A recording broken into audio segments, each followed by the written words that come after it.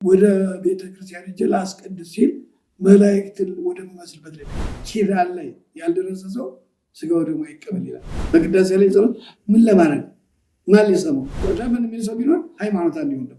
ሃይማኖት እኮ ስም የለውም። አባቶቻችን እኮ ሌሎቹ ተገንጥለው እየተገንጣጠሉ ሲሰጡ ነው የሰጡት። ይሄኛ ቀጥ ያለች ከክርስቶስ የመጣች ናት ብለው ቀጥ ያለች እምነት ደግሞ ኦርቶዶክስ አሏት። እኛ ግን ተዋህዶ ጨመርንበት። ተዋህዶ ምንድን ነው? ሰው አምላክ ሰው ብሎ በተዋህዶ እቱ በሰላም ማለት ምን ማለት ነው?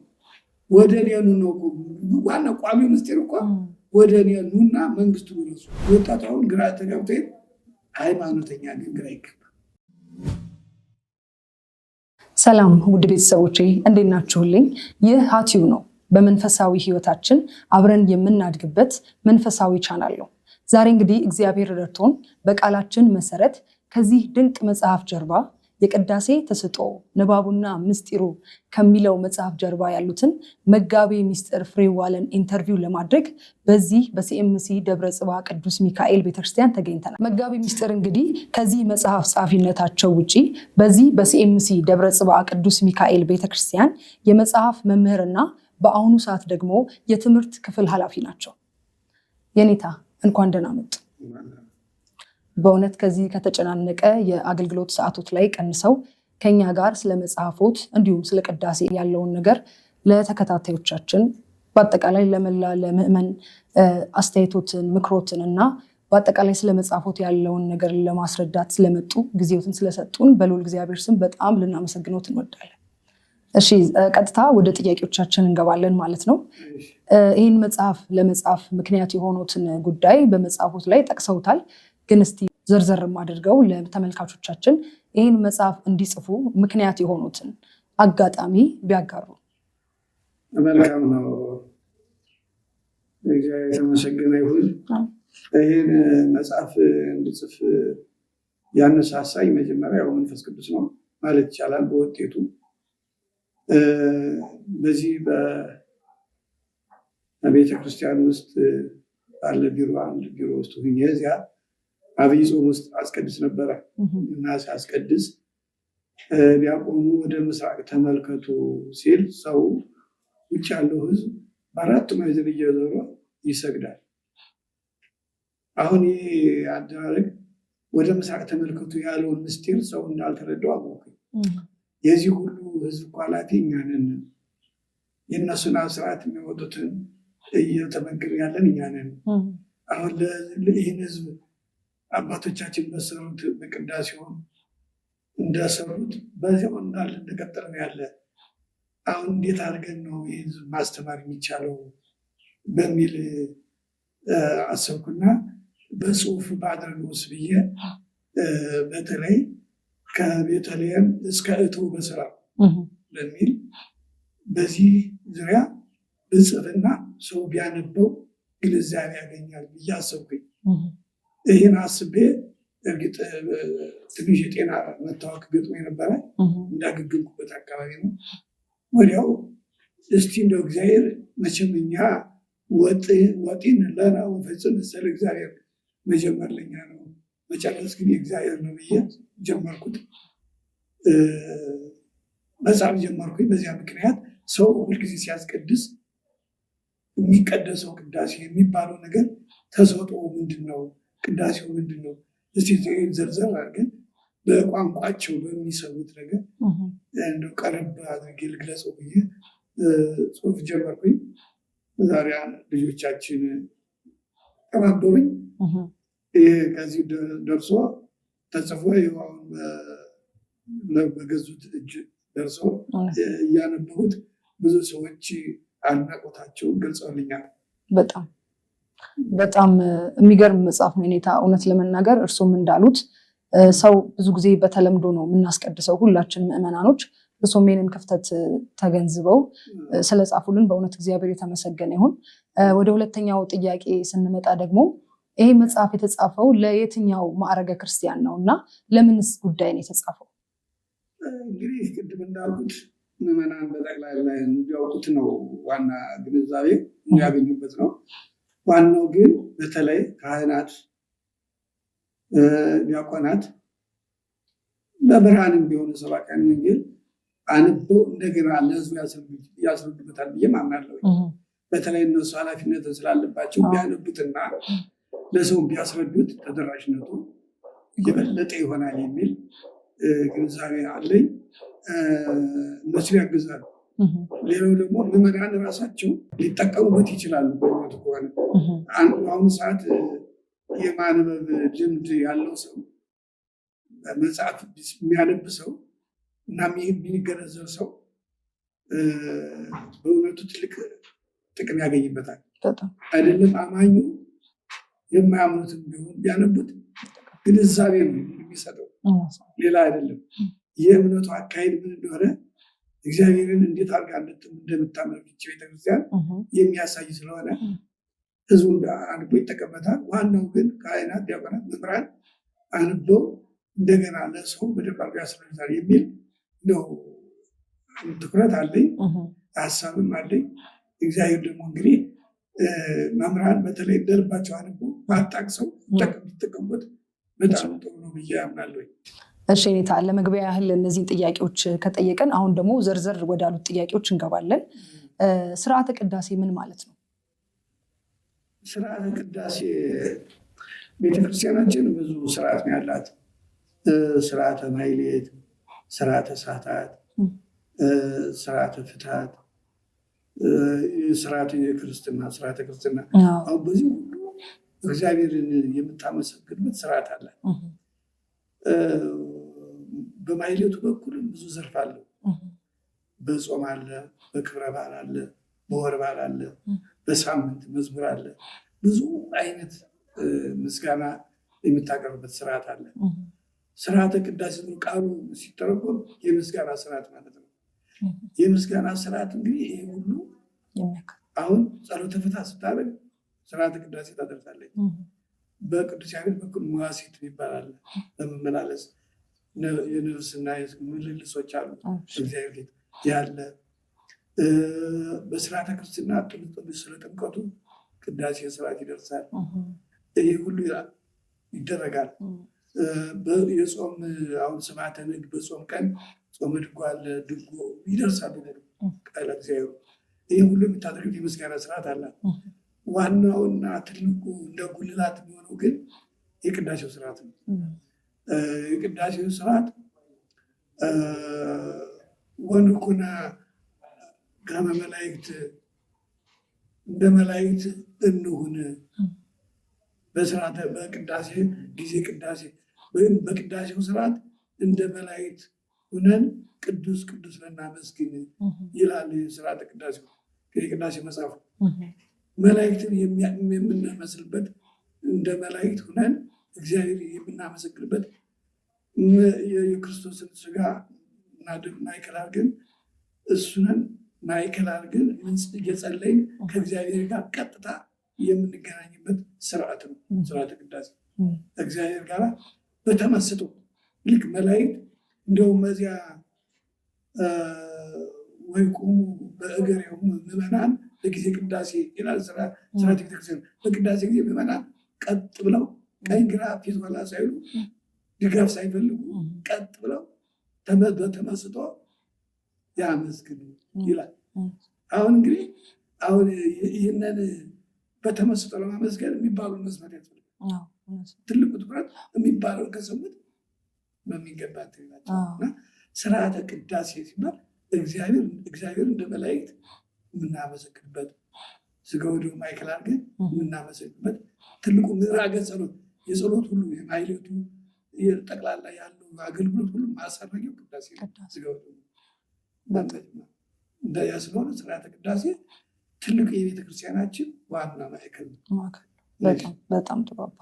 እንግዲህ ቅዳሴ ይህን ያህል ክብር ያለው ነገር መሆኑን ሰዎች እንዳሉትን ቢረዱ ለመመሰጥ ብዙ የሚከብዳቸው ነገር አይኖርም ብዬ አስባለሁ። እና ግን እስቲ አሁን አንድ ሰው ቅዳሴ ላይ ተገኘ ማለት የት ተገኘ ማለት ነው? ወይም አንድ ሰው ቅዳሴ ላይ በመገኘቱ የሚያገኘው ጥቅም በቃ ቅዳሴ እየሄድኩ ነው ሲል የት እየተገኘ ነው ይሄ ሰው? ምክንያቱም ይህን ብናውቀው ዝም ብለን እንዲሁ ከሰኞ እስከ እሑድ መመላለስ አይሆንም ነበረ። ትክክለኛ የምንሄድበትን ቦታ ብናውቅ ወይም ምን ልናደርግ እንደምንሄድ ብናውቅ አሁን ያሉትም ተመስጦ ይመጣል፣ እንደገና ትሩፋቱንም እናገኛለን። እና አንድ ሰው ቅዳሴ ላይ ሲገኝ የት ነው እየተገኘ ያለው? የትስ ነው የሚሄደው?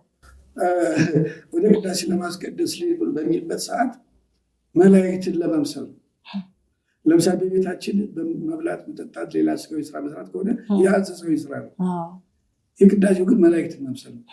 መላእክትን ወደሚመስልበት እንደ መላእክት የተፈጠረበት ዓላማ ስለሆነ ለምሳሌ እመእያየት ኮትኮ አንተ ምነፋስ ወለድ ከእሳትና ከውሃ ተፈጥረህ አንተ አላመሰግን ብትል ይላል ዲያብሎስን ሲወቅሰው መጽሐፍ በመቃብያን 3ኛ ላይ ፈጠረ የዴከ ሰብአ ዘማሬ ማይ ወመሬት ከነፋሱ ከእሳቱ ከውሃ ከመሬት እንዳንተ እኩል ማመስገን የሚችል ሰውን ፈጠረ ይላል።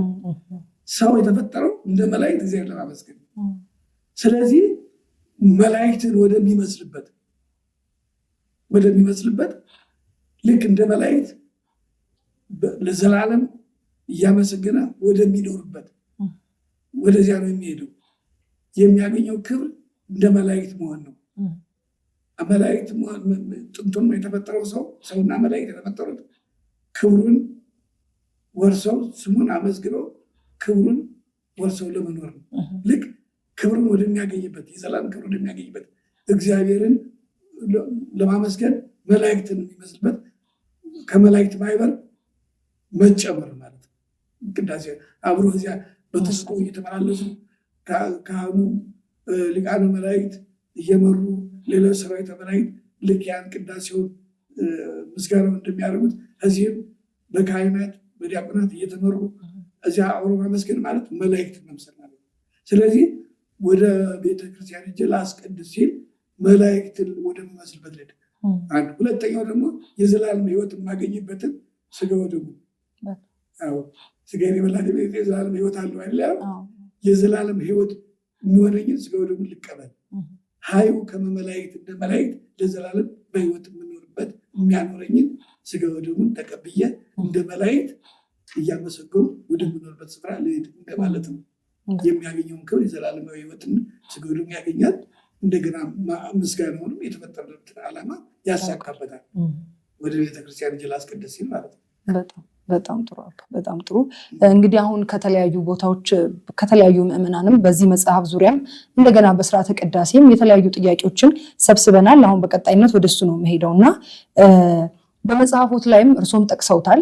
በጥንቲቷ ቤተክርስቲያናችን ያስቀደሰ ሰው ሁሉ ይቆርብ እንደነበር በመጽሐፎት ላይ ጠቅሰዋል። አሁን ወደ መጽሐፎት እየገባን ያለ ነው እና አሁን እንደዛ ላለመሆኑ ማን ነው ተጠያቂ? ማለት ይሄ ክፍተት ለምን ተፈጠረ? ያኔ በጥንቲቷ ቤተክርስቲያን እንደዛ ከነበረ ዛሬ አሁን ማን እንደሚቆርብ እናውቃለን አይደለ? ከሚያስቀድሰው ኦልሞስት ወይ ህፃናቱ ወይ ደግሞ አዛውንቶች ናቸው የሚቆርቡት እና ልክ እንደ ጥንቲቷ ቤተክርስቲያን ያልሆነበት ምክንያት ምንድን ነው? ለዚህስ ተጠያቂ ማድረግ የምንችለው ማንን ነው? ቤተክርስቲያኗ ከክርስቶስ ጀምሮ ያለች ስለሆነች የአዲስ ኪዳን ናት። ጥንት የላትም። ያለች የኖረች የምትኖር ናት ቤተክርስቲያናችን። እርግጥ ክርስቶስ በዕለተ ዓርብ ስጋው ቆርሶ ደሙን አፍስሶ በዚያው ያመኑት በሙሉ ክርስቲያን ሆነዋል ማለት ነው። በክርስቶስ ያመኑት ክርስቶሳውያን ሆነዋል። ወተሰማ አዲስ ክርስቲያን ቀድሞ በአንጾኪያ ይላል መጽሐፍ። መጀመሪያ ክርስቲያን ተባሉ ይላል። በክርስቶስ ያመኑት ክርስቲያን ተባሉ ይላል። ክርስቲያን ማለት የክርስቶስ ወገን ማለት ነው። ክርስቶስን መምሰል ማለት ነው። ስለዚህ ቀደም ሲል የታሪክ አጋጣሚ በሀገራችን አሁን በግብፅ በእስክንድርያ ቤተክርስቲያን የሚያስቀድሰው ሁሉ ስጋው ደግሞ ይቀበላል። ማስቀደስ ማለት እንደው በዚሁ አጋጣሚ ማስቀደስ ማለት እኮ ጧፉን፣ ዕጣኑን፣ ዘይቡን መስጠት ማለት ነው። ያን ማስቀደስ። ሌላው ግን ለመቁረብ ነው፣ ቆራቢ የሚሄደው። ስለዚህ ያንን ሰጥቶ ይቆርባል። ምን ሊያደርግ ነው የሚሄድ? ምናልባት ጊዜ ሰውነቱን የሚታጠብበት በአጠቃላይ በዓለም ላይ የሚኖር ሰው ብዙ ርሳት ያገኛል። ያ ካላጋጠመው በስተቀር ቤተክርስቲያን የሄደው ሁሉ መቁረብ እንዳለበት ሕግም ያዛል።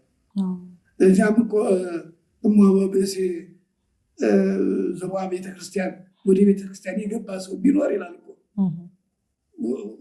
እዚያ ገብቶ ወይ ተመጦ ቁርባን ይሰደድ ቤተክርስቲያን። ከቁርባኑ ያልተቀበለ ከቤተክርስቲያን ይለይ እኮ ይላል ራሱ። አሁን በዜማ ዲያቆናቱ ካህናቱ የሚሉት ዜማው ራሱ ይላል። ይህንን ገልጬ ጽፌዋለሁ። ለምንድን ነው እንዲህ የሚሉት? መጀመሪያ ስጋው ደግሞ የተዘጋጀው ለማን ነው? ለምዕመናን ነው። አንድ ሰው ድግስ ደግሶ ድግሱን አቅሞ ብርልኝ ሲል ሁለት ተመልክቶ ሲያይቆይቶ ቢሄድ ምን ያደርግለታል? ድግሱን ቢበላለት አይሻል? በሰም እንኳን ስናየው ወርቃማው ዘላለማዊ ሕይወት የሚሆነን ስጋው ደግሞ ልንቀበል እኮ ነው መጀመሪያ ቤተክርስቲያን የምንመጣው። ነገር ግን ይህ በታሪክ አጋጣሚ አሁን ያለው የመጣው የሚቆርቡት ህፃናትና እንደ አልፎ አልፎ ሽማግሎች ናቸው። ለምን ነው የመጣ ያለ እንደሆነ በታሪክ አጋጣሚ የዚህም የታሪክ አጋጣሚ ምንድን ነው? በመጽሐፉ ላይ ጽፌዋለሁኝ። በ9ኛው መቶ ክፍለ ዘመን እና በ15ኛው መቶ ክፍለ ዘመን በኢትዮጵያ ቤተክርስቲያን ላይ ትልቅ ተጽዕኖ ደርሶባታል። ከዚህ የተነሳ ሊቃውንቶች መንምነዋል። ሲመነምኑ ግድለም ብዙ ነገር የካህናትን የእውቀት ግንዛቤ ብዙ ነገር ነው ያሳጠን። ያ ታሪክ እንደዚያ እያደረገ አሁን አይ ካህኑም ይህን ካወቀ ጸሎተ ቅዳሴ ይህን ካወቀ ይበቃል እያሉ ካህን መሆን ጀመረ። ምዕመኑም ግድ የለም ቤተክርስቲያን ይምጣ እንጂ ቢቆርም አይቆርም የሚለው ልምድ ሆኖ ቀረ። አሁን ይህ ሳናውቀው የሌላ ባህል ነው በሀገራችን ያለው እንጂ እንዲሁም ይሰደድ ቤተክርስቲያን ካልተቀበለ ከቤተክርስቲያን ይሄድ ካለ ለምን ሊያደርግ ይመጣ ያለ የማይመቸው ከሆነ ግን አስቀድሶ ያ ተሰጥቶ ሲቀበል ቆይቶ መድም ይችላል። የማይመቸው እንጂ እንዳሁን እንደምናየው እንደገና ንስሐ ገብቶ እንደገና ምናምን እያልን ነው ያለን አይደል? አሁንም ቢሆን እንደዚያ መታደስ አለበት። ያ የታሪክ አጋጣሚ ግን የነበረው ቅድም እንዳልሽው የጥንታዊ ቤተክርስቲያን ብለሻውና በጥንቱ የነበሩት ምዕመናን ማለት ነው።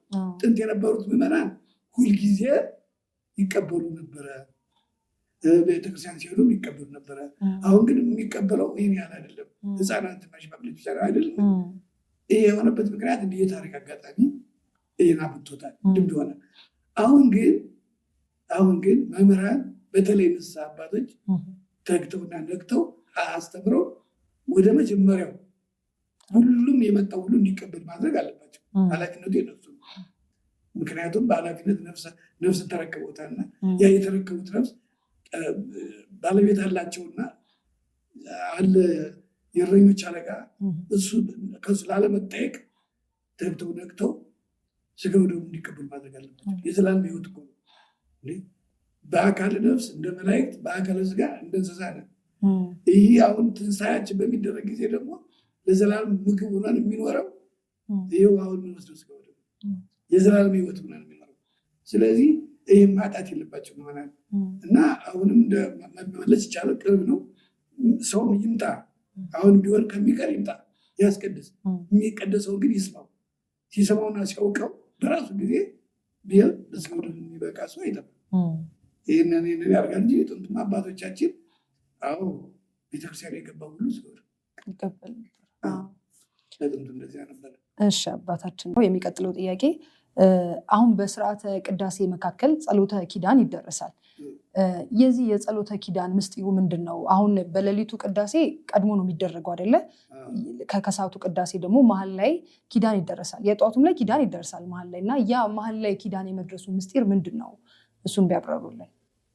በጣም ጥሩ ጥያቄና ብዙም ማናስተውለው ያለ ጉዳይ ነው። በዚህ በኮሌጁ ሁሉ ይህን ጉዳይ ሲያልፈሰፍስ ሰምቻለሁኝ። በእውነት ከሆነ ቅዳሴ ዘይተረፈ ቅዳሴ ይቅረብ። በመጀመሪያው ቅዳሴው ሲጀመር ወይም ኪዳን ላይ ያልደረሰ ሰው ስጋው ደግሞ አይቀበል ይላል። አሁን እንግዲህ አገር ቀደም ሲል ቤተክርስቲያኑ እንዳሁን በየቦታው ስላልሆነ ሩቅ ስለሆነ የሚያረፍዱ ሰዎች አሉ። የከሰዓትም ቢሆን የጠዋትም ቢሆን በጠዋትም ያረፍዳሉ፣ ከሰዓትም ቢሆን የሚያረፍዱ አሉ እና ለእነሱ ተብሎ ኪዳን ይደርሳል። ኪዳን ሳይደረስ ስጋው ደግሞ መቀበል የተከለከለ የሚባል ምክንያት ምንድን ነው ቢባል ግን ኪዳን እኮ 3 አዋጅ ነው። አዋጆች አሉ። እንዲሁም ወይፈኑ ለመላእክት በንፋተ ቀርን ምንድነው እምቢልታ እየነፉ ወይም ደግሞ አዋጅ እያወጁ መላእክትን ይልካቸዋል ይላል። አዋጅ አለ፣ የሚታወጅ አዋጅ አለ። ቅዱስ ጳውሎስም ብሎታል። አሁን የሚታወጀው አዋጅ ምንድን ነው? እዚህ ላይ ነው ማተኮር የምፈልገው። ኪዳን ማለት አዋጅ አለው። የአዋጁ 3 አይነት ነው።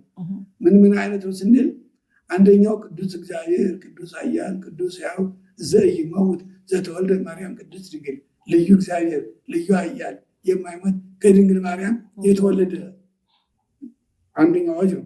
ሁለተኛው አዋጅ ቅዱስ እግዚአብሔር ቅዱስ ኃያል ቅዱስ ሕያው ዘኢይመውት ዘተጠምቀ በዮርዳኖስ ወተሰቅለ ዲበ ዕፀ መስቀል፣ ልዩ እግዚአብሔር ልዩ ኃያል ልዩ እግዚአብሔር ልዩ ኃያል ልዩ ሕያው የማይሞት በዮርዳኖስ የተጠበቀ በቀራንዮ የተሰቀለ፣ ይህ ሁለተኛው አዋጅ ነው። ሶስተኛው አዋጅ ደግሞ ቅዱስ እግዚአብሔር ቅዱስ ኃያል ቅዱስ ሕያው ዘኢይመውት ዘተንሥአ እሙታን አመ ሣልስት ዕለት ይላል። ልዩ እግዚአብሔር ልዩ ኃያል የማይሞት በሶስተኛው ቀን ሞትን ድል አድርጎ የተነሳ ሲል ይላል ሶስተኛው አዋጅ። ስለዚህ ይህ 3ቱ አዋጅ ከሆነ በዚህ በ3ቱ አዋጅ ምን ይከናወናል ስንል በኋላ በመላእክት የሚያውጅ አዋጅ ይህ ነው። ቤተክርስቲያኑ ዕለት ዕለት የምታውጀው ነው። ግን የዚህ አዋጅ ምስጢር በአንደኛው አዋጅ የማንኛውም የሞተው አጥንት ይሰበሰባል። ሀባሎ ርዕሱ ክርስቶስ ወዳለበት ይሰበሰባል። ከዚያ በኋላ በሁለተኛው አዋጅ ልክ ወደ ነፍስ የተለየው በድን ይሆናል። በሶስተኛው አዋጅ ዘተንሥአ እሙታን ሞትን ድል አድርጎ የተነሳ ሲል ከመቅጽበት ዓይን፣ ቅጽበት ዓይን ማለት ዓይንን ክድን አድርጎ ግልጥ እንደማለት ነው። የዛን ጊዜ ሁሉም ይነሳል። ይሄ የትንሣኤ ነው። ከትንሣኤ በኋላ ወደ መንግስተ ሰማያት አይደል? ከኪዳን በኋላ ወደ ቅዳሴ ነው። አሁን ተነስተን እንደ መላእክት ወደ መንግስተ ሰማያት ነው። የዚያ ምሳሌ አሁን አማናዊ ክርስቶስ እዚህ ስጋው ደግሞ እንደመቀበል እንደ መላእክት ለመሆን ወደ ቅዳሴ መግባት ማለት ወደ መንግስተ ሰማያት። ይህ ለጊዜው ለዚያ መግቢያ በር ሲሆን፣ ዋናው ግን በመንግስተ ሰማያት እግዚአብሔር እያመሰገን የምንኖረው ትንሣኤ ማለት ነው። ሳይነሱ ወደዚያ ይህ አዋጅ ሳይታወጅ ሙታን አይነሱም። እንደዚሁም ሁሉ ይህ ኪዳን ሳይደረስ ስጋው ደግሞ መቀበል እንደ መላእክት ቅዳሴ መቀደስ ማስቀደስ አይቻልም ብለው አባቶቻችን ለእነዚያ ብለው እንዳደረጉት ነግረውናል። አባቶቻችን እንደዚህ እንደሆነ በቅዳሴ መሀል አሁን እንግዲህ ተመልከቱ። ጠዋት ከሆነ 3ቱ ቅዳሴ 9 አይነት ኪዳኖች አሉ። አዋጁ ግን አይለወጥም። በ3ቱም አዋጅ በ3ቱም ኪዳን ጊዜ አዋጁ አንድ አይነት። ስለዚህ አዋጁ የትንሣኤ ሙታን መቀስቀሻ ተነስተን በመንግስተ እግዚአብሔር የምንኖርበት አዋጅ ስለሆነ ይህ አዋጅ የሚታወጀው ሳይታወጅ መነሳት ስለማይኖር ከትንሣኤ በኋላ ነው ወደ መንግስተ ሰማያት የሚገባው ለማለት የዚያ ምሳሌ ነው። ቅዳሴ መግባት እንደ መላእክት ዜማ ወደ ማመስገን ነው።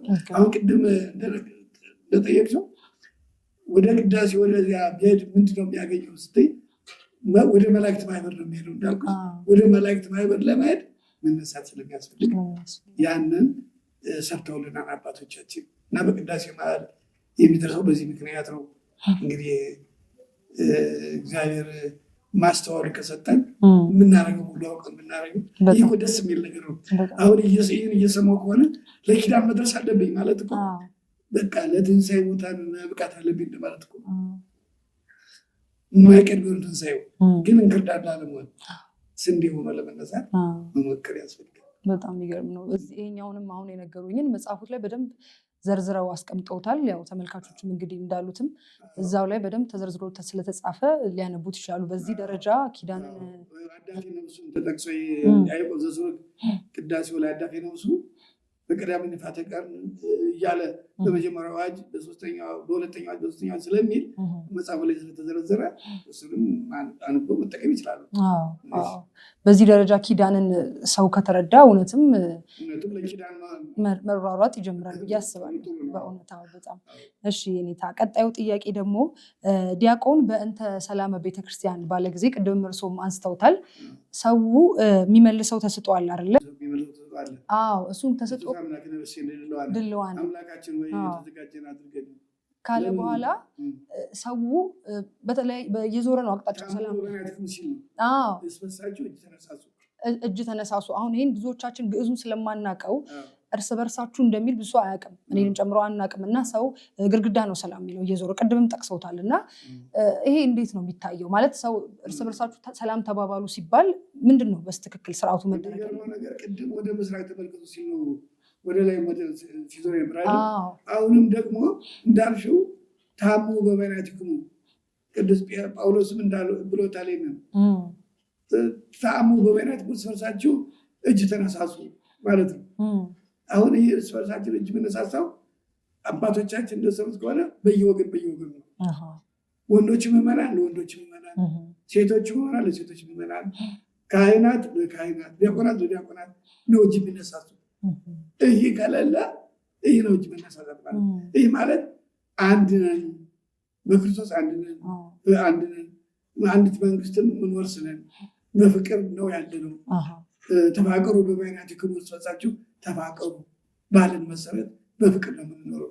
ይህ ማለት እጅ መነሳሳት ታሙ በበይናቲክሙ ብሎ መጽሐፍ ስለሚያዝ እጅ እንነሳሳለን፣ ግን በፍቅር። ለምን ይህ እጅ መነሳሳት በተቃራኒ ያለው እንዴት ነው? ኤሳው ያዕቆብን እጅ ነስቶታል በተንኮል፣ ይሁዳም ጌታን ሰላም ብሎታል በተንኮል።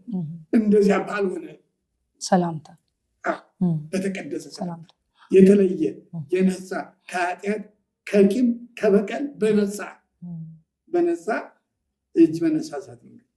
አሁን ለምሳሌ ያዕቆብን እጅ ነስቶታል ኤሳው፣ ግን የተንኮል። ይሁዳም ጌታን በሀከረቢ ብሎታል፣ መምህር ሰላም አለ ብሎታል። እሱም ጌታ በስምንት አግቡ ብሎ ስለሚያውቅበት ተንኮሉን መልሶለታል።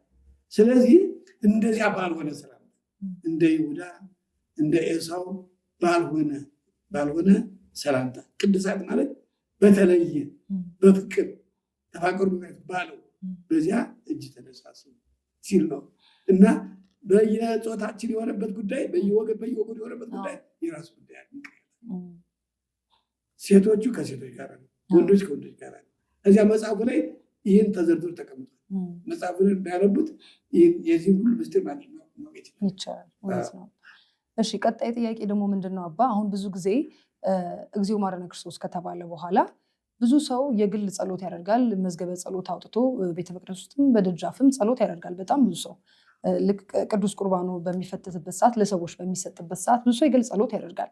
ይሄ እንዴት ይታያል?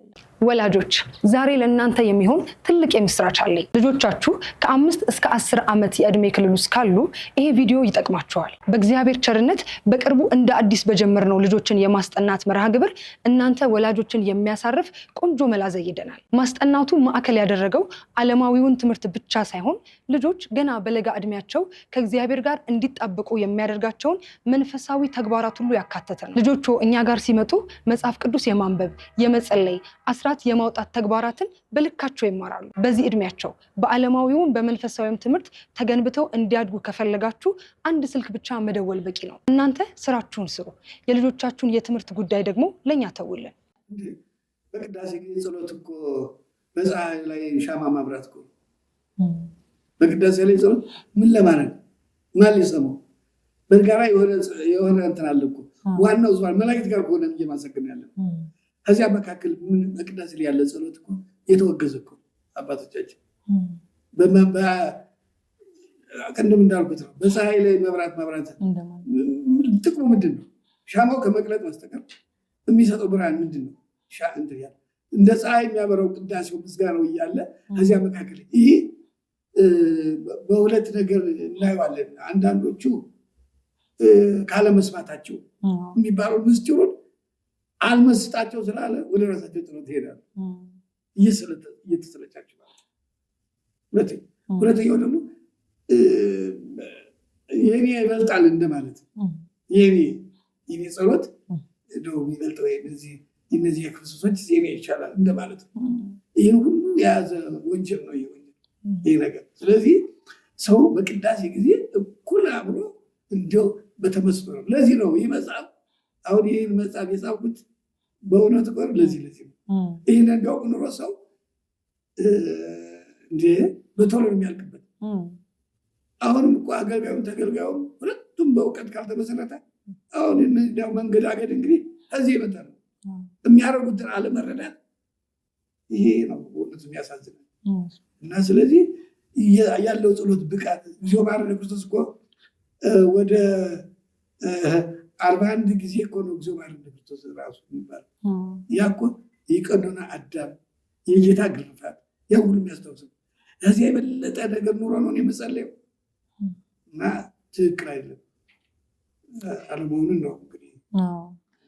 እንግዲህ ሁሉ አባ የሚያሳየን ምንድነው? አብዛኞቻችን በልምድ እንደምናስቀድስ ነው። በቃ ማለት ይህ ሁሉ ነገር ክፍተቱ የሚያሳየን በልምድ እንደምናስቀድስ ነው። እና አሁን ይህንን ወደ እውቀት ከልምድ ወተን ወደ በእውቀት ለማስቀደስ በዚህ ደረጃ ምስጢሩን ተረድተን ቅዳሴው ላይ ለመሳተፍ ከምዕመኑ ምን ይጠበቃል? ማለት ምን መደረግ አለበት ብለው ያስባሉ? ምዕመኑ ይህን ነገር በደንብ ለመረዳት ከእርሶ መጽሐፍ ውጭ ደግሞ እንደ መምህር እንደ አንድ የቤተክርስቲያን አገልጋይ ምን ቢደረግ ይሻላል ብለው ያስባሉ?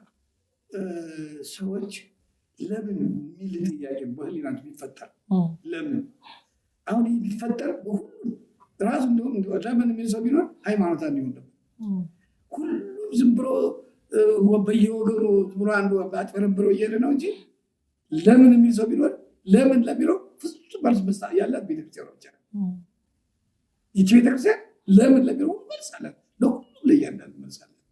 ስለዚህ አሁን እንዲህ ብደክመው ለምን እንዲህ ማምነው ለምን ማስቀድሰው ለምን ቢል መልሱ ያገኘዋል። ለምን እንዲህ ካለ መጽሐፍ እንዲያነብ ይሆናል። አንድ ምዕመን መጽሐፍ ያነባል። ሲያነብ ለምን ያለው መልስ ሊያገኝ ይችላል። ይጠይቃል። ሲጠይቅ በሳል መምህራን ሲጠይቅ መልስ ሊያገኝ ይችላል። እንዲህ እያለ ራሱ ማጠናከር ይችላል። ለምን የሚል ነገር ግን ስለ አንድ ነገር ቤተክርስቲያን መጥቶ ሲሰግድ ለምን እንደሚሰግድ ማወቅ አለበት። ሲሰግድ ለምን ነው የሚሰግደው?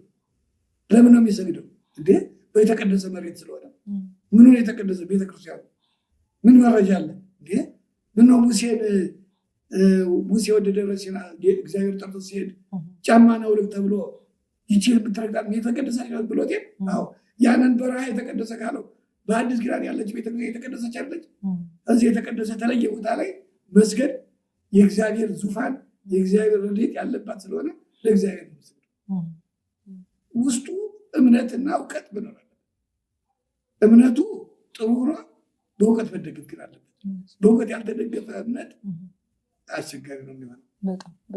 ይህ ነው ሰው ሁሉ እየተወላገደ ያለው። ቀጥ ያለው ነገር ለምን የሚል ነገር የለው። ይህ ይሉኝታ አይሉት ምን አይሉት እንዲሁ ዝም ብሎ እንደ አጋጣሚ አይነት ኑሮ እየኖረ ያለው ሰው።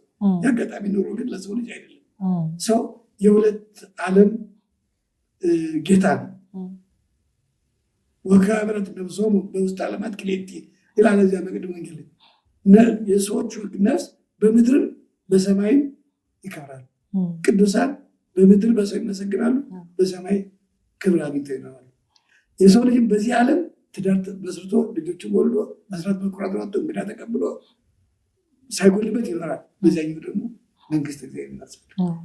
በሁሉም ዓለማት ንጉስ ለመሆን የሚያደርጉት ነገር ማወቅ መረዳት አለበት። እምነት አምናለሁ ብቻ ስንፍና እንዳይሆንበት አምናለሁ ሀሞንክ ምንድነው ማለት የለበትም። በዚህ ሰበብ ማወቅ አለበት፣ መጠየቅ አለበት። እንዲሁም መምህራን እኮ እንዲጽፉ እንዲያነቡ የሚያደርጋቸው ጠያቂ ሲሆኑ፣ አሁን ለምሳሌ ማንን ጠይቁኝ አይደለም ይህን መጽሐፍ ይጻፉ ሰዎች ሲጉላሉ አይቼ አሳዝነኝ። ስለዚህ ሲጠይቅ ደግሞ ለፈተና ሳይሆን ለምን ሳይሆን ለእውቀት መሆን አለበት። ዝም ብሎ እንደ ፈተና ልጠይቀው በሚል በፈተና አይደለም መሆን ያለበት፣ ለእውቀት መጠየቅ። ያኛው ተጠያቂው ደግሞ የሚያውቅ ከሆነ ራሱ መመለስ፣ ካላወቀ ወደ መምህራን ማድረስ እንዲህ ሲደጋገፍ ብርታት ያገኛል፣ እምነቱም ይጠነክራል። በጣም ጥሩ። ቅድም ጥያቄዎቻችን ጨርሰናል፣ ግን ቅድም ያሉኝ አንድ ነገር ነበር እና እንደውም እያሰብንበት ነበር ከቤተልሔም እስከ እቱ በሰላም የሚል ትምህርት አስበናል ብለዋል። ይሄ በጣም ደስ የሚል ነገር ነው ከመጽሐፎትም ውጭ እና እሱ ነገር ላይ ምን እየተካሄደበት ነው? በጣም ጥሩ ነገር ስለሆነ መጽሐፉ ራሱ መጽሐፍ ሳስበው ከቤተልሔም እስከ እቱ በሰላም የተጻፈ ለሚያነቡ ይህ መጽሐፍ እንደዚህ ነው የተጻፈው። ቤተልሔም ምን እንደሚደረግ ወደ የት እንደሚገባ ከገባ በኋላ ቅብብሎሹ አሐዱ አብ ቅዱስ። አሁን አሐዱ አብ ቅዱስ ሲባል ቀጥ እንቆማለን። ለምን ማለት ቆይ ለምን ማለት አለበት ሰው። ቀጥ ብለን እንቆማለን። ለምን የምናምነው አንድ ባህሪ ሶስት አካል ነው። እግዚአብሔር በአካል ሶስት በባህሪ አንድ ነው። አሐዱ አብ ቅዱስ፣ አሐዱ ወልድ ቅዱስ፣ አሐዱ መንፈስ ቅዱስ ብሎ አካሉን ገለጠ። አሐዱ የሚለው ግን በባህሪ አንድ ነው። አሁን እዚህ መጽሐፍ ላይ ተጠቅሞ በትንታኔ ስለቀረበ ያንን ማንበብ አለበት። ስለዚህ ለምን ሲል እንዲህ እያለ በጠቅላላው ተሰጥኦውን እያየ አሁን ወደ ቅዳሴው ላይ እያንዳንዱ 14 ቅዳሴዎች አሉ። ቁጥራቸውን ዝርዝሬዋለሁ። ከዚያ በተረፈ ለካህናት ደግሞ ፍትሐ ዘወልድ ማለት ምን ማለት እንደሆነ፣ ጸሎተ ንስሐ ምን ማለት ነው፣ የት መጣች፣ አመክንዮ ጸሎተ ሃይማኖቱ የሃይማኖት ጉዳይ ያለበትን በሚገባ ለሰው በቀለለ ቋንቋ ነው የቀረበው። ግዕዙም አለ፣ አማርኛው አለ፣ ነገረ ምስጢሩ አለ። ይህ ማለት እንግዲህ እየተነተነ እስከ እቱ በሰላም ይህ መጽሐፍ ነው ያለው። ወደፊት እየጻፍነው ያለ ነው አጠቃላይ የሆነ ነው። አጠቃላይ ስለ ኢየሱስ ክርስቶስ ማንነት በአጠቃላይ እግዚአብሔር ከተሳካ እሱ እየጻፍነው ያለ ነው። ከተሳካ በተለይ ሰዎቹ ኢየሱስ ክርስቶስን አንዳንዶች ሰዎች ኢየሱስ ክርስቶስን አትሰብከውም ይሉ ቤተክርስቲያናት። አሁን እጅግ በጣም ቤተክርስቲያኗን አለመረዳት ነው። ክርስቶስን እኮ ከስሙ ጀምራ ከራስ ፀጉር እስከ እግር ጥፍር ድረስ በአካሉን እያነሳች የምታመሰረው ክርስቶስ ነው። መልክዓ ኢየሱስ እንለዋለን። መልክዓ ኢየሱስ የኢየሱስ መልክ ማለት እንግዲህ ከራስ ፀጉር እስከ እግር ጥፍር ድረስ ያለውን እያነሳች የምታመሰግነው በከበሮ፣ በጸናጽል፣ በዜማ በደንብ አድርጋ ታመሰግናለች። ኢየሱስ ክርስቶስ አሁን እሑድ መዝሙሩ የሚዘመረው መዝሙር በሙሉ ስለ ክርስቶስ፣ ቅዳሴው ስለ ክርስቶስ። ቅዱሳን እኮ ስለ ክብራቸው በሁለት ዓለማት እንዲከብሩ ስራ ስለሰሩ ለሰሩት ማስታወሻ ክብር እንሰጣቸዋል። እግዚአብሔር ነው ማይከላችን።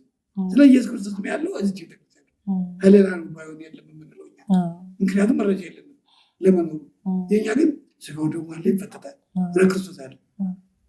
ታቦቱ አለ። ታቦቱ ዙፋን ነው።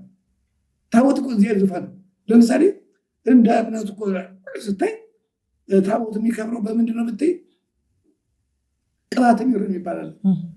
ያ ቅብዓተ ሜሮን እኮ ጥንት እኮ የክርስቶስ አካል ነው። እንደውም ሶባ ጸወት በማይ ስጋው ዋባሉ ያቺ ሶሎሜ የምትባለው ሶሎሜ የምትባለው በጌታ በተሰደደ ጊዜ ሶሎሜ የእመቤታችን አክስት ናት። አብራ ተሰዳ ነበር። ጌታ ወንዝ ሲወዛ ባልታ አላበው ሲያልበው አጠበችና እጣቢ ደፋችው። በለሳ የሚባል ቅጠል ዛፍ በቀለ። ያ በለሳ የሚባል ቅጠል መጽሐፉ ላይ ገዝተው ያሉበት እኔ ብዙን እንትናለው ማንነቱን እዚያ ላይ ገልጫዋለሁ። ያ ሲበቅል በኋላ ጌታችን ካረገ በኋላ ሐዋርያት ያን በለሳ የሚባለውን ከትፈው በዕለተ ዓርብ ደግሞ የተንጠባጠበ መሬት አፈሩን ያንን አድርገው ያንን ለውሰው ሲጸልዩበት ፈልቷል። ያ ሜሮን ነው። በዚያ ደዌ ይፈውሰውበታል። አዲስ አጥምቀው ሰውን ያከብሩበታል። የመንፈስ ቅዱስ ምሳሌ ስለሆነ ያ ታቦት ያከብሩበታል። ታቦቱ ያንን ከተቀበለ በኋላ የእግዚአብሔር ዙፋን ነው የሚሆነው በሊቀ ጳጳሱ እንደ ክርስቶስን የሚወክል ስለሆነ፣ ስለዚህ ያን ይቀባል፣ ይከብራል።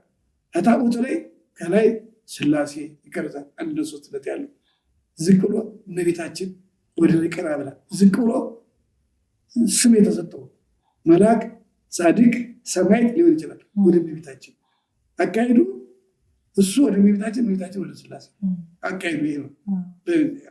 እዚያ ላይ አሁን ለቅዱስ ሚካኤል ከሆነ የምንሰግደው ሚካኤል ወደ እመቤታችን ቀና ብላ ያለው በአንቺ በኩል ጸሎት በእኔ ስም የተማጸኑ አሉና እነዚህ የሚማጸኑ ሰዎች እግዚአብሔር ይቅርታ እንዲያደርግላቸው ብሎ ወደ እመቤታችን ደግሞ አይ ወዳጅ ቅዱስ ሚካኤል ብለዋልና ተቀበለው ብላ ትላለች። ለእኛ እንደሚገባ ነው የእግዚአብሔር አሰራር አለው። እኛ የሚገባን ስለሆነ ነው እንደዚህ የሚባለው በዚህ መልክ ስለሚገባ ነው እንጂ የእግዚአብሔር ስራ ውስጥ ያንን ማወቅና መፈትፈት አንችልም። እና በዚህ ምክንያት ይካሄዳል። እዚያ ላይ ስሰግድ ታቦት ስሰግድ ለማን ነው የምሰግደው? ለፈጠረለት ሥላሴ። ለሚካኤል ከሆነ ያክብሩት፣ ለእመቤታችን ከሆነ ያክብሩት፣ የጸጋ ይሆናል ማለት ነው። ለእግዚአብሔር ከሆነ ግን የባህሪ ስግደት ነው። እንዴት ነው የባህሪ ስግደት? እግዚአብሔር መንፈስ ነው። የምንሰግደው በመንፈስ አለ። መንፈስ ምንድን ነው? የማይታይ ረቂቅ። እግዚአብሔር ረቂቅ ነው፣ አይታይም፣ አይለይም። ታዲያ በመንፈስ የምንሰግደው እንዴት ነው? የኛ አስተሳሰብ ነው መንፈስ። ምን አይነት አስተሳሰብ? አንደኛ እንወድቃለን። 3 አይነት ስንሰግድ እንወድቃለን። ከዚህ የመሬት አንስተ የፈጠርከን ማለታችን ነው። እንደገና ደግሞ እንወድቃለን። በኃጢአት እንደዚህ ብንወድቅ በንስሐ ታነሳናለን ማለት ነው። እንደገና እንወድቃለን፣ ዞረን እነሳለን 3 ጊዜ አይደለም? ከሰገድ ስንነሳ ከዚህ የመሬት አንስተ ተነስ ንቃ ማለት ብለን አስነስተ በቅርብታ ነው ብለን እንሰግዳለን። ይህ የሚያደርግ ጊዜ አይደል? ይህን የምታደርግ አምላክ ክብር፣ ውዳሴ፣ ምስጋና ይገባል ብለን እንሰግዳለን። ያንን የምናደርገው ዙፋን ባለበት ወይም ስዕሉም ካለበት ከሆነ በስዕሉ በስተጀርባ ያለውን ቅዱስ ነው። ይህን ለእግዚአብሔር ከሆነ የምንሰግደው የባህሪ ነው። ይሄ እኛን አፈር አንስቶ ፈጥሮናል። ኋላም ደግሞ በኃጢአት ወድቀናል። እንደገና አንስቶ እንደገና በክብር ላይ ያኖረን። ይኸው ተመቶ ዘመኑ ዓመተ ምሕረት ተብሏል። ዓመተ ምሕረት ማለት እኮ የምሕረት ዘመን ማለት ነው። ከዚያ በፊት ምን ነበረ? ዓመተ ፍዳም፣ ዓመተ ዓለም ይለዋል ሰው። መቼስ ዓለም መቼም ያኛው ዓመተ ፍዳ፣ ዓመተ ኩነኔ ነው የሚባል የፍርድ ዘመን ነው፣ የፍዳ ዘመን ነው። ለምን? የፈለገው ጻድቅ ቢሆን ሰው ሁሉ በአካል ነፍስ ስለማይሞት ወደ ሲኦል ነበር የሚወርድ። ያንን አስቀርቷል። አሁን እንደ ስራችን እንደ እምነታቸው ነው። ክርስቶስን መድኃኒቴን አግኝቼዋለሁ ብሎ ያመነና የክርስቶስን ማንነት በሚገባ አምኖ የተጠመቀ ስጋውን የበላ ደሙን የጠጣ ተነስቶ በክብር ይኖራል። ስለዚህ ስንሰግድ ለባህሪ ግዴታው የእሱ የአምላካችን ለእግዚአብሔር አምላክ ሂድና ለአምላክ ለእግዚአብሔር ብቻ ስግድ እንደተባለው ለእሱ የምንሰግደው ስግደት የምንድን ነው? የባህሪ ስግደት። ባህሪ ማለት መሰገድ የሚገባው ሁሉ። ለምሳሌ አንቺ ወይም እኔ ወይም ሌላው ቢሆን ቅዱስ ቢሆን የማይገባበት ጊዜ አለ። ለምሳሌ ቅዱስ ሳይሆን አይሰግድለትም። ቅዱስ ከሆነ በኋላ ነው የሚሰግድለት። እግዚአብሔር ግን መቼም የሚሰግድለት አምላክ ስለሆነ መቼም የሚሰግድለት የራሱ ባህሉ ማስተገድ ስለሆነ እንሰግዳለን። ስንሰግድም አፈር አመጣኝ፣ በኃጢአት ብወድቅ አነሳኝ፣ እንደገና ደግሞ ወደ አፈር ብመለስ እንደገና ብቀበር ማለት ነው በትንሣኤ በክብር ታኖረኛለህ እያሉ ለእሱ ሰገዱ። እመቤታችን ደግሞ እመቤታችን ድንግል ማርያም ከኔ ይልቅ አንቺ ለክርስቶስ ስለምትቀርቢ፣ ከኛ ይልቅ አንቺ ስለምትቀርቢ እባክሽ አማልጅን። ሰው ከኃጢአት አይነጻምና አንቺ ግን ትቀርባለችና አማልጅን ብሎ መማፀን ይህ እውቀት አይደለም። ይህ እኮ ይህ ከሌለ እምነት ወይም እውቀት የለኝ ማለት ነው።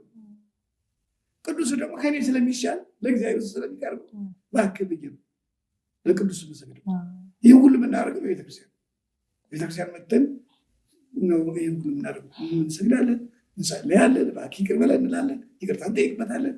ቤተክርስቲያን ነው። ስለዚህ ቤተክርስቲያን መጥተን በዚህ በምንማፀን ጊዜ በምንጸልይ ጊዜ ምን እንደምናደርግ ለምን እንዳሉት ቅድም ለምን የሚል ቢሆን ሁሉን የማረዳት ይችላል። ስለዚህ እኛ ከቅድም የምንጽፈው ጽሁፍ ከቤተልሔም እስከ ትወ ሰላም ይህኛውን ጽፈናል።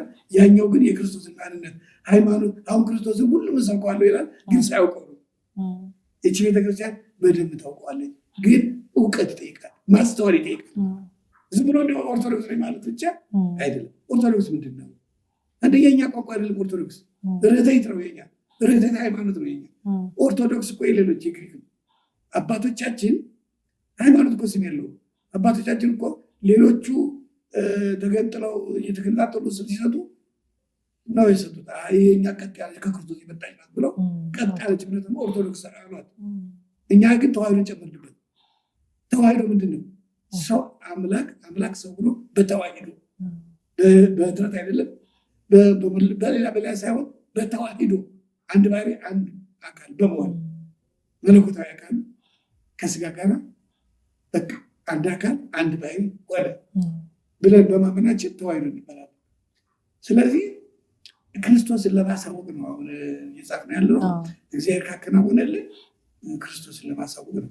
ግን ይህንን ግን በሚገባ ግረዱት እንዳቅም ስለተጻፈ ይህንን እስቲ ከዚያ ውስጥ ይኸው በኋላ ደግሞ ብዙ መጽሐፍት እኮ አሉ የተጻፉ መምህራን እኮ ጽፈዋል፣ እየተናገሩም እኮ ናቸው። በእውነት በየእንትኑ አሁን እኮ ተደራሽነቱ በጣም የሚገርም ነገር ሆኗል። ግን ሰው አያስተውልም። ዝም ብሎ በቃ አዳዲስ ነገር የሚፈልግ ይህ ግን ለውድቀት ይዳርጋል። እና መምህራን በጽሁፍም በቃልም በአፍም በመጣፍም እንዲያው መመርታት አለባቸው። እኔ እግዚአብሔር ፈቅዶልኝ ይህን ጽፌው ከሆነ አንበው በእውነቱ ይህንን አንበው አስታውሉ እንደገና ለሰው ቢሉት በጣም ጥሩ ነገር ነው። ብዙዎቹ አላወቁትም። ተሰጥኦ ሲባል ዝም ብሎ መስሏቸዋል። ተንሥኦ ለጸሎት የተሳለን ብቻ መስሏቸዋል። ተንሥኦ የት መጣ? ራሱ እኮ ያስፈልጋል። ሰላም ለኩልክሙ የት መጣ? ራሱ ያስፈልጋል። እውነት ማን ምን እያለ ነው? ያንኑ እየቀጠል ነው። እቺ ቤተክርስቲያን የጥንት ናት። የሚያስፈላጥም ይሄ ነው። ስለዚህ በጽሁፍም ማስተማር ስለምንፈልግ ይህንን ከቤተልሔም እስከ ውእቱ በሰላም ይሄ ነው። ያኛው ግን በክርስቶስ ላይ ያተኮረ ነው። መጀመሪያ ድረስ ስለሶስትነቱ ያተኮረ፣ ከዚያ በኋላ እንዴት ስጋ ሆነ፣ ስጋ እንዴት ሆነ፣ ለምን የሚለው እዚያ ሊሰጥ ነው። በጣም ጥሩ አባ፣ በጣም ጥሩ። አሁን ያው እያጠቃለልን ስለሆነ በመጨረሻ የኛም ቃለ መጠይቅ ፍጻሜም እየሆነ ስለሆነ እንደው ቅዳሴ ሲያልቅ እትኡ በሰላም ይባላል። በተለምዶ እኔም ራሴ በልጅነቴ ምናፍቀው ነበረ ቶሎ ወደ ቤቴ ለመሄድ ማለት ነው። እትኡ በሰላም ሲባል ቤት ለመሄድ አለምንቸኩለው እትኡ በሰላም ሳይባል አትሂዱ ይላሉ አባቶቻችን። እና ሰው በሰላም ግቡ ብቻ ይመስለዋል አይደለ? እና ምስጢሩ ምንድን ነው? የእትኡ በሰላም ሚስጥሩ ዝም ብሎ ወደ ቤታችሁ ግቡ ብቻ እንዳልሆነ እናውቃለን። እና ምንድን ነው ሚስጥሩ? እትኡ በሰላም በሰላም በፍቅር በአንድነት ግቡ አይደል የሚለው? ለጊዜው እንግዲህ አባቶቻችን ሲተረጉሙት ለጊዜው እሾህ ሳይወጋችሁ እንቅፋት ሳይመታችሁ ወደ ቤታችሁ ተመለሱ ማለት ነው ለጊዜው። ፍጻሜው ግን ኑ ሀቤየ ነው፣ ኑ ሀቤየ ወደ እኔ ነው የሚለው ነው።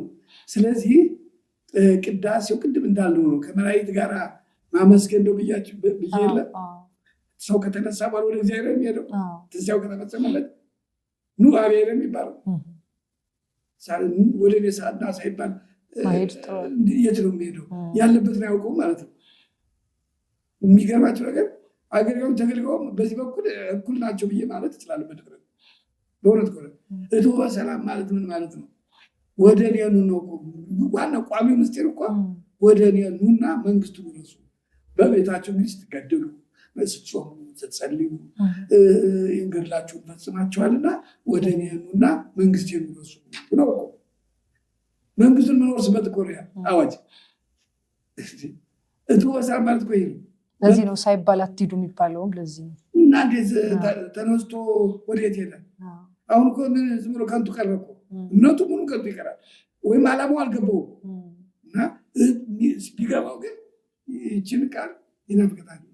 እትኡ ሲለው በቃ አሁን ለጊዜ ወደ ቤት አላም ጌታዬ እኮ ወደ እኔ ና ብሎ መንግስቱ ያወርሰኛል የሚል ፍቅር ያድርበታል። ይህ ሁሉ የግንዛቤ ጥረት ነው። አሁን ቅድም እንዳልሽው እትኡ በሰላም ቢለን ቶሎ ቢያነቅር ብንለው ሃይማኖት ወገን አሁን ይህ የግፊት አለ አይደል ብሎ እየተገፉ ይመጣል አይደለም። አምኖ መሆን ነው። ተገንዝቦ ጥቅሙን አውቆ መረዳት አለበት። ሃይማኖተኛ ሰው እንደዚህ መሆን አለበት። ስለዚህ ይህ መጽሐፍ ይህ ሁሉ ያሳውቃልና በእውነቱ እንደዚያ ነው። ለጊዜው በቀለል ቋንቋ የተጻፈ ስለሆነ ነው። ግዕዙን ለሚፈልግ በግዕዙ ተጽፏል። ያው ተጽፎ ራሱ አማርኛው ተጽፏል። ምስጢሩ ደግሞ በተለይ ዋናው ለምንድን ነው ይሄ የተባለበት የሚለውን ለምን የሚለውን ጥያቄ የሚመለሰው ምስጢሩ ነው እና ይቺ የታወቀች በውስጧ ያላት በተለይ ግንዛቤ ያለው ሰው ነገሩን የማንበብና እንደ ነገሩ የመረዳት አቅም ያለው ሰው በቀላሉ እምነቱን ያውቋል ብዬ አምናለሁ በዚህ መጽሐፍ። በጣም ትክክል ነው አባ። እኛ እንግዲህ ጨርሰናል ጥያቄውን። በእውነት አሁን የኛ ተከታታዮች አብዛኞቹ ወጣቶች ናቸው እና እስቲ ለወጣቱ አሁን ላለ ነው ለሁላችንም አሁን ካሉትም ነገር በመነሳት ከቅዳሴውም ውጭ እንዲሁም በመንፈሳዊ ህይወታችን ሊያሳድገን ወይም አስተዋይ ሊያደርገን የሚችለውን በቃ በአጠቃላይ በዚህ ዘመን እንዳለ ወጣት አባታዊ ምክሮን ለተመልካቾቻችን እንዲሰጡልን ለማለት ነው። ወጣት የሚለው ነገር የትኛው ወጣት አሁን ተከፋፍሎ የለም ሰው ተከፋፍሏል። የትኛው ወጣት ነው ስንል እንደው ይስማማኛል ለሁሉም የሚለው ይስማማኛል።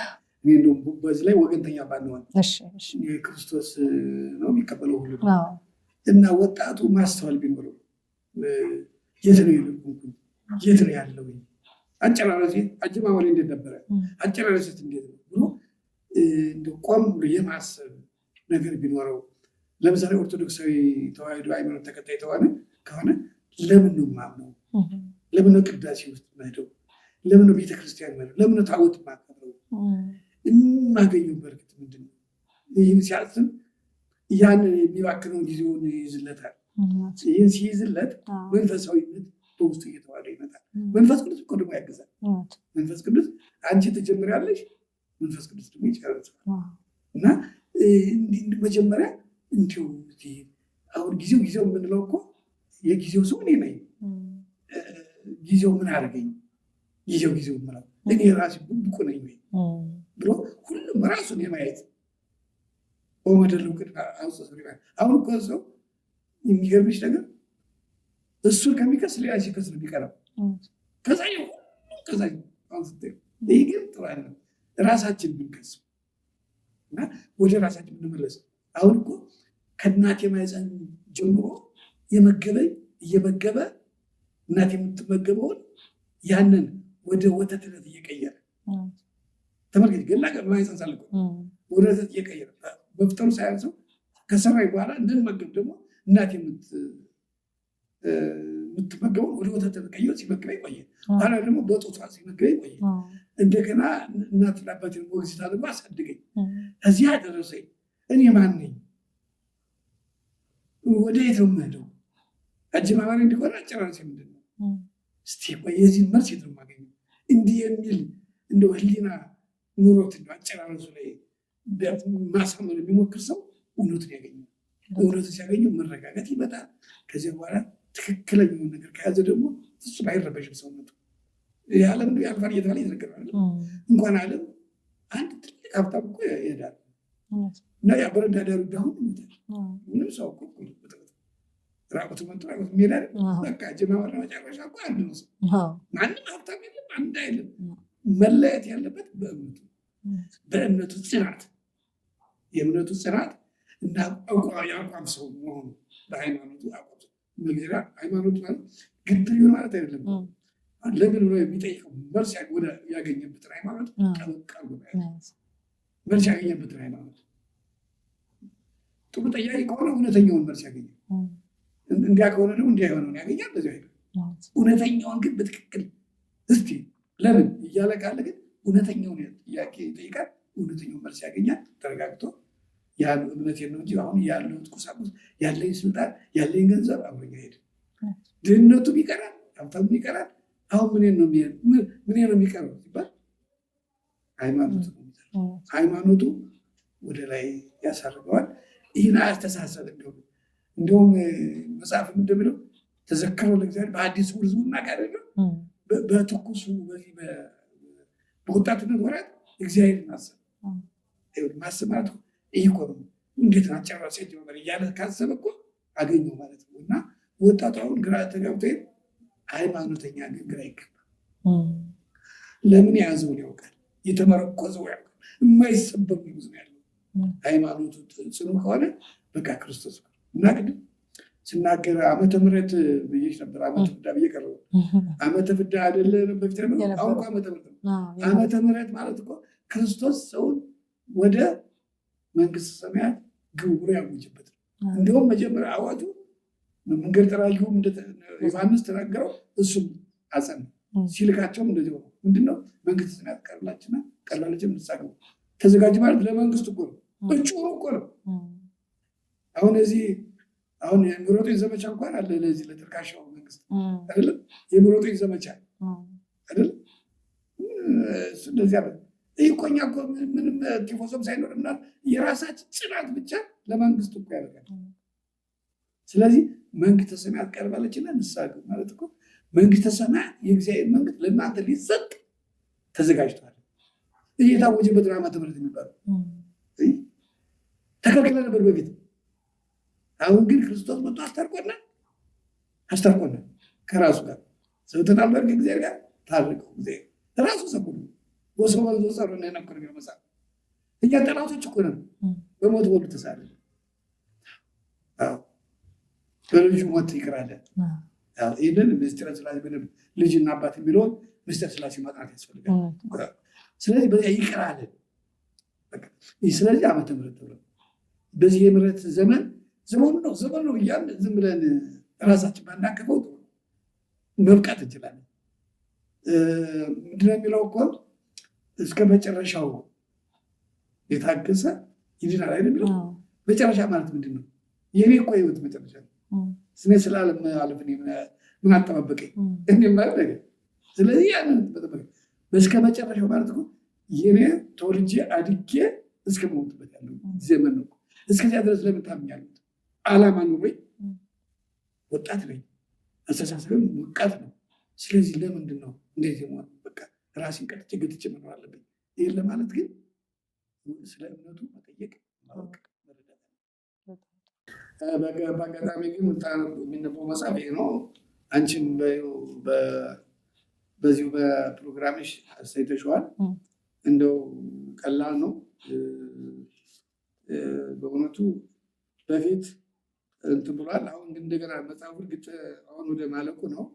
እንደገና እንዲታተም ግን አንቺም በሚጠይቁ ጥያቄ እንደገና የሰው ቁጥር የሚበዛ ከሆነ እንደገና ማሳተም እንችላለን። ይመጻል መቼም ከሰው ልጅ ሊለይ የማይችል መጽሐፍ ነው። እንኳን እነሱ እኔ እንኳን መልሼ ሳነበው ይገርመኛል። ራሱ ማንበብ ልትችሉ እንደው መጽሐፉ ዳይቃችሁ ላለው በጣም እናመሰግናለን። እሺ ኔታ፣ በእውነት ይህንን ወርቃማ ጊዜ ስለሰጡን ስለ መጽሐፎትን በአጠቃላይ ስለ ቅዳሴን ብቻ ሳይሆን አሁን ዘመኑንም የዋጀ ምክር ስለሰጡን እጅግ በጣም አድርገን እናመሰግናለን። እኛንም ሳይንቁን አክብረውን ይህንን ወርቃማ ጊዜ ስለሰጡን እግዚአብሔር እድሜና ጤና ጸጋ ይስጥልን፣ በበረከት እርሱንም ያቆይልን። በዚሁ አጋጣሚ ይህንን የቅዳሴ ተስጦ ንባቡና ምስጢሩ የሚለውን መጽሐፎትን ተመልካቾቻችን የት ማግኘት እንደሚችሉ ከእርሶ ብንሰማ በጣም ደስ ይለኛል። እንግዲህ እርግጥ ነው አልተሰራጨም በብዛት። አንዳንዶቹ ወደ ውጭ ሀገር ወስደውታል። አሁን እዚሁ በሰንበት ትምህርት ቤት በእኛ በሴሜት ቤተክርስቲያን በሰንበት ትምህርት ቤት ይገኛል። እሱ መደብር እየመጡ ቢጠይቁ ይገኛል፣ ማግኘት ይችላሉ። በጣም ጥሩ። እንግዲህ ተመልካቾቻችን ከዚህ መጽሐፍ ጸሐፊ ከመጋቢ ምስጢር ፍሬው ዋለጋ የነበረን አስገራሚ ቆይታ ይሄንን ይመስላል። ቆይታውን እንደወደዳችሁት ብዙ እንደምትማሩበት በጣም ተስፋ አደርጋለሁኝ። የኔታም እንዳሏችሁ መጽሐፉን እዚሁ ደብር ላይ መታችሁ መግዛት ትችላላችሁ። ሁሉም ኦርቶዶክሳዊ ሊኖረው የሚገባ መጽሐፍ ነው። ከእጃችሁ እንዳይለይ በማለት እኔ እህታዊ ምክሬን እሰጣችኋለሁ። እግዚአብሔር ቢወድና ቢፈቅድ በሚቀጥለው ደግሞ በሌላ ቪዲዮ እንገናኛለን። እስከዛው ድረስ በያላችሁበት ሰላም ሆኑ።